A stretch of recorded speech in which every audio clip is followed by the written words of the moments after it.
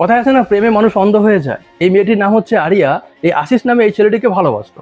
এই মেয়েটির বাবা মহারাষ্ট্র পুলিশে চাকরি করতো, তিনি এই ছেলেটিকে পছন্দ করতেন না, তাই তিনি মেয়েকে বকাবকি করতেন, বারণ করতেন। প্রেমে বাধা হচ্ছে দেখে এই মেয়েটি তার প্রেমিকের সাথে মিলে তার বাবাকে মারার প্ল্যান করে। যথারীতি একদিন তার বাবা যখন ডিউটি যাবে, তখন এই মেয়েটি জুসের সাথে বিষ মিশিয়ে তার বাবাকে খাইয়ে দেয়। এরপর তিনি অফিস যাওয়ার পরে অসুস্থ হয়ে পড়েন। সেখান থেকে সবাই মিলে তাকে হসপিটালে ভর্তি করে।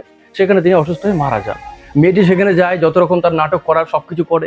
পুলিশের খুব খারাপ লাগে যে মেয়েটির মাথার উপরে তার বাবা ছিল, বাবাটা চলে গেল। পুলিশ ভেবেছে যে অফিসেই হয়তো কোনো খাবার থেকে ফুড পয়জিং হয়েছে, তারপরে তিনি অসুস্থ হয়ে মারা গেছেন। তাই পুলিশ আর এই বিষয় নিয়ে খুব একটা আগে যায়নি। তার বাবা চাকরি অবস্থায় মারা গেছে বলে এই মেয়েটি তার বাবার চাকরিও পেয়ে যায়। 1 বছর ট্রেনিং করে তিনি যখন চাকরি করছেন, তখন তার হাব ভাব পাল্টে যায়। এরপরে তার প্রেমিকের সাথে তার অশান্তি শুরু হয় কোনো একটা বিষয় নিয়ে। এখন তাদের সম্পর্ক ভেঙে গেছে। এবার আশিস গিয়ে পুলিশের কাছে এই মেয়েটির সমস্ত সত্য শেয়ার করে দেয়। যথারীতি পুলিশ তারপরে এই ঘটনার তদন্ত করে। তদন্তে এই মেয়েটি দোষী প্রমাণিত হয়। তাকে চাকরি থেকে সাসপেন্ড করে দিয়ে তাকে জেলে পাঠিয়ে দেওয়া হয়েছে। যে আশিসকে পাওয়ার জন্য এই মেয়েটি তার নিজের বাবাকে মেরেছে, সেই আশিসই কিন্তু এই মেয়েটার জীবন পুরো তছনছ করে দিয়েছে। কথায় আছে না, পাপ কখনো বাপকে ছাড়ে না। আর ও তো বাপের মেয়ে, ওকে কি করে ছাড়বে? ভালো থাকবেন সবাই।